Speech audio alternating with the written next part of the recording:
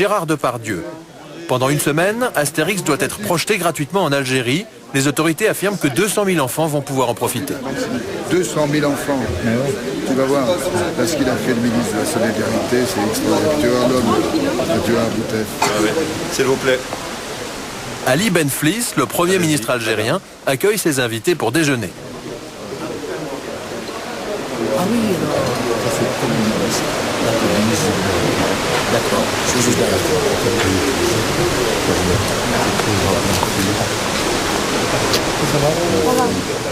À la table d'honneur, entre Marek Alter et Gérard Depardieu, le général Belrire, numéro 2 du régime. Depardieu lui présente Alain Chabat.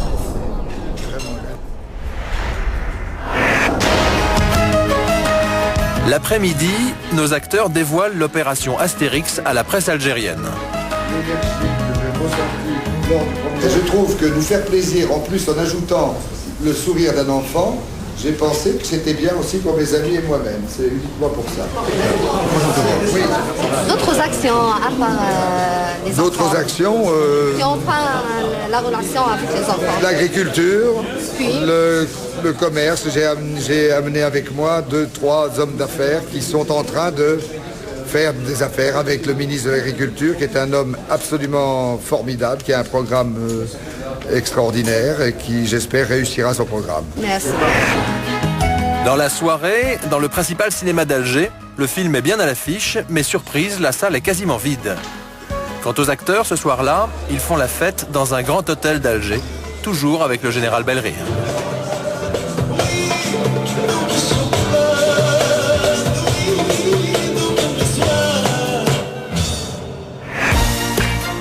Et rien ne semble arrêter notre milliardaire.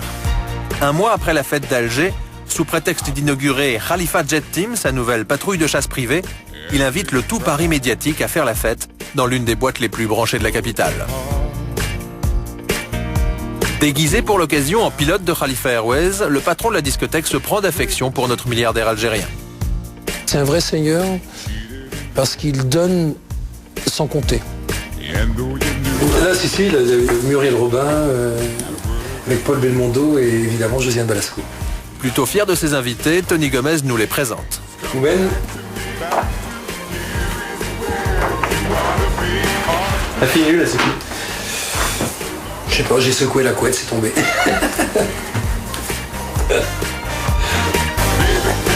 Vous les connaissez évidemment, Daisy et Karl.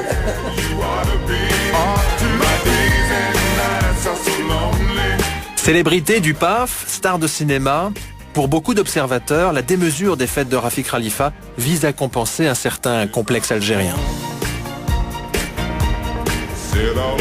Parmi tous ces gens qui tiennent le pouvoir aujourd'hui en Algérie,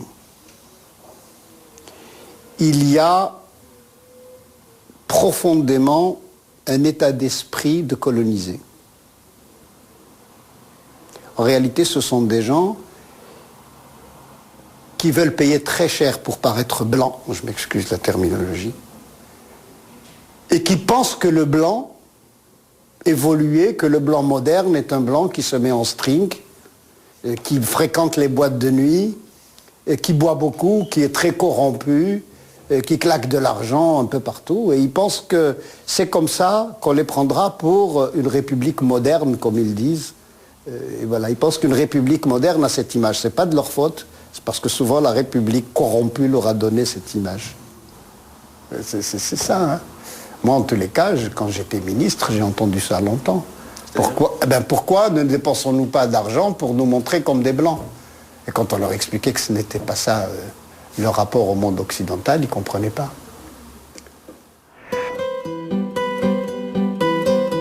Rafik Abdelmoumen Khalifa serait-il un enfant de la Tchétchi, la bourgeoisie d'Alger qui rêve d'imiter l'Occident? Comment a-t-il pu réaliser en quelques années seulement un chiffre d'affaires de plus d'1 milliard d'euros et faire autant de business dans un pays entièrement contrôlé par les militaires? Ces questions, nous aurions voulu les lui poser, mais comme la plupart des journalistes, il a refusé de nous rencontrer. Voici l'une de ses très rares interventions publiques, c'était fin 2001 sur TF1.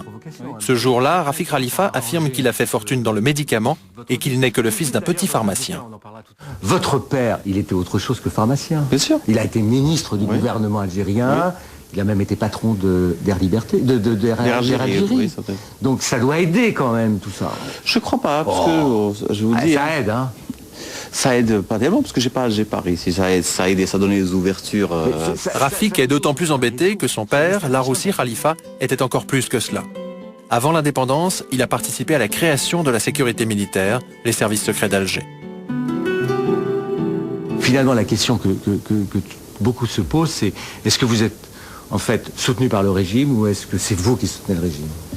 Ni l'un ni l'autre. Je suis un opérateur économique normal. Le régime fait sa politique et c'est tout. Hein. Il y a plusieurs parties. Officiellement, donc, Rafik Khalifa serait un chef d'entreprise ordinaire. Je pose ces questions parce que les rapports entre l'État et les entreprises... Mais pour cet entrepreneur français qui vit à Alger, il est impossible de faire autant d'affaires en Algérie sans être soutenu par les plus hauts dirigeants. Quand on voit l'entreprise qu'il a créée dans des secteurs aussi différents et aussi sensibles que le médicament, que le transport aérien, que la communication, ça ne peut pas se faire autrement qu'avec l'appui des militaires en place, avec l'appui de tous les gens qui ont profité de l'indépendance. Et notre entrepreneur va plus loin. Pour lui, il y a quelque chose qui cloche dans la biographie officielle de Rafik Khalifa, qui affirme que sa fortune s'est faite uniquement en important des médicaments. Dans le secteur du médicament, c'est absolument impossible de pouvoir mettre une réserve financière suffisamment importante pour pouvoir créer un groupe comme ça.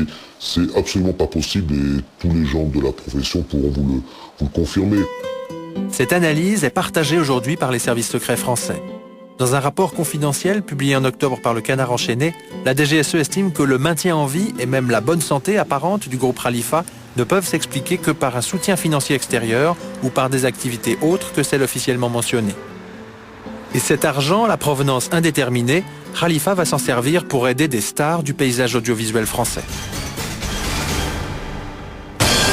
Depuis 1997 sur Canal+, Carl Zero s'est fait remarquer en diffusant dans son vrai journal plusieurs enquêtes mettant en cause la sécurité militaire algérienne dans des massacres. Qu'est-ce que vous pourriez faire en tant que ministre des Affaires étrangères si vous découvriez que la sécurité militaire algérienne a eu quelque chose à faire avec ces massacres ? Nous n'avons pas été devant cette situation. Dans ce cas-là, vous faites quoi ? Mais c'est une hypothèse. C'est une pure hypothèse. Et je vous le répète, tout ça a fait l'objet d'un examen méthodique. Début 2002, Carl Zero a des soucis financiers avec son vrai papier journal. En dépit de ses positions sur l'Algérie, Rafik Khalifa décide alors de l'aider. Il acquiert 9% du capital du titre lancé par Carl Zero. Il en devient l'actionnaire pendant quelques mois. Et notre milliardaire algérien ne s'arrête pas là. En septembre dernier, il lance en France Khalifa TV, sa chaîne de télévision par satellite. Comme si elle avait reçu un feu vert politique des autorités françaises, la chaîne commence à émettre sans même attendre l'autorisation du CSA. Pour alimenter sa grille, Khalifa TV propose d'importantes sommes d'argent à la plupart des agences audiovisuelles parisiennes. Beaucoup sont désormais en contrat avec la chaîne. Début 2002, c'est dans le club de rugby de Bègle, la ville de Noël Mamère, que Khalifa investit. Depuis, pour les grandes occasions, il fait survoler la ville par sa patrouille de chasse privée. Mais fin septembre, invité à un match en présence de Rafik Khalifa, Noël Mamère refuse de s'y rendre et prend publiquement ses distances à l'égard du milliardaire algérien. Il y a un monsieur qui est proche du régime algérien, que j'ai toujours condamné pour ses tortures, pour la manière dont il traite les Kabyles et ses minorités, pour cette participation active comme celle du général Nézar à des tueries. Et cet homme, qui est un très riche Algérien, est un des soutiens de ce régime. Parmi les piliers du club, Gérard Depardieu, l'associé de Rafik Khalifa. Quand Mamère attaque le milliardaire, c'est l'acteur qui répond. Je pense que Bègle, il leur manque 5-6 matchs ensemble pour avoir, mais ils ont une équipe très forte. C'est dommage qu'ils aient un maire aussi con, mais enfin il y a des bons présidents. Parce que c'est un maire raciste comme ça qui parle en 2002 de choses pareilles, enfin bref. Il a peut-être chié dans son froc en velours. Sur le coup, je suis tombé de l'armoire de voir qu'il pouvait faire preuve de tant d'excès. Je ne connais pas Depardieu, je ne l'ai jamais rencontré, il ne m'a jamais vu. Donc je trouve que l'excès de Depardieu correspond bien à ce qu'il est dans les affaires.